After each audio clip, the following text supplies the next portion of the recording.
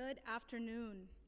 I am City Council Member Pierina Sanchez, Chair of the Committee on Housing and Buildings, and I would first like to thank my colleagues from the Housing and Buildings Committee for joining today.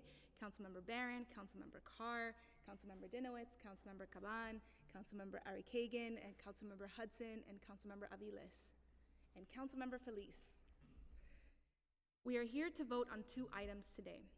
A proposed pre-considered introduction relating to extending the rent stabilization law and a pre-considered resolution determining that a public emergency requiring rent control in the City of New York continues to exist and will continue to exist on and after July 1st, 2022.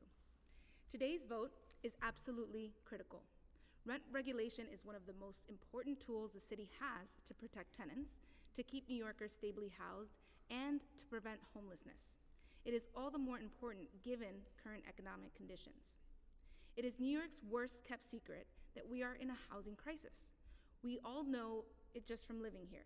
Rents are going up, there's a shortage of affordable housing, and far too many of our neighbors are experiencing homelessness. The data backs this. The 2021 Housing and Vacancy Survey showed a net vacancy rate of 4.54% across the city of New York. The vacancy rate is much lower when you look at rentals in the outer boroughs. For instance, a 0.78% vacancy rate in the Bronx. And by affordability level, less than 1% vacancy rate for apartments affordable to the lowest income New Yorkers. In fact, the median asking rent is up 74% since 2014, while wages have only increased 16%. Overall, the citywide median income would need to double to afford the median rent. And at the deepest levels of affordability, forget it.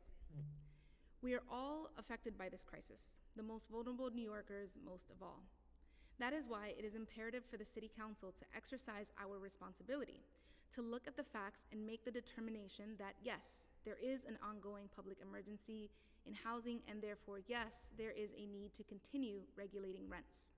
After receiving the preliminary and early results of the Housing Vacancy Survey from the Housing Preservation and Development Department on May 16th, we held a hearing on June 7th, where we questioned the agency for hours on methodology and outcomes of the Housing Vacancy Survey.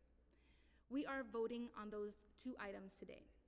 Proposed pre-considered intro, which I am sponsoring, continues the finding of a public emergency necessitating rent regulation and also extends the expiration of the city's rent stabilization law from July 1st, 2022 to April 1st, 2024. The other pre-considered resolution, which I'm also sponsoring, determines that there is still a public emergency in housing and that there will still be a public emergency on July 1st, 2022 and thereafter. With that, unless there are any questions, I will turn it over to the clerk to call the roll. Good afternoon. William Martin, Committee Clerk, roll call vote, Committee on Housing and Buildings. Items are coupled. Chair Sanchez. Aye on all. Dinowitz. Aye on all. Feliz. Aye on all. Aviles. Aye on all.